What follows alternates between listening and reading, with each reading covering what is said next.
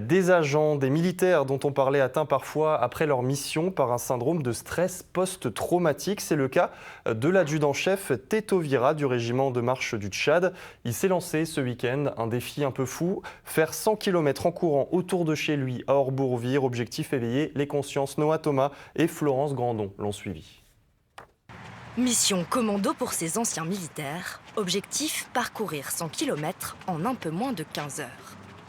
Là, on finit les derniers kilomètres, il nous reste à peu près un peu plus de 15 km. Le coffre, il est là, mais au niveau des jambes, ça commence à plus suivre.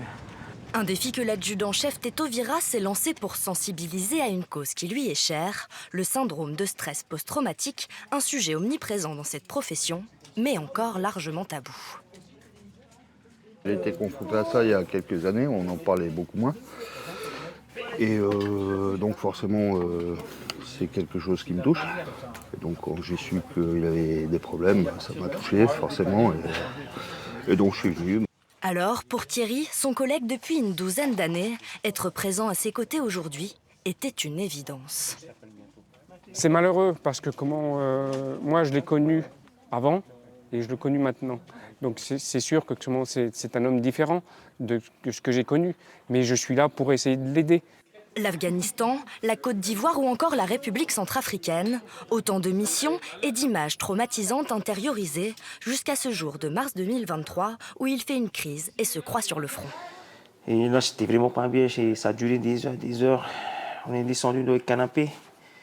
C'était très difficile, j'avais l'impression d'y être en fait. Et là, j'étais la descente infernale en fait.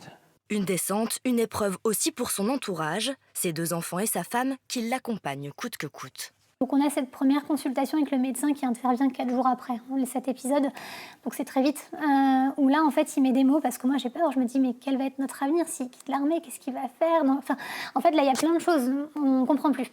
Et en fait là il met des mots comme blessure de guerre, reconnaissance de la nation et des armées.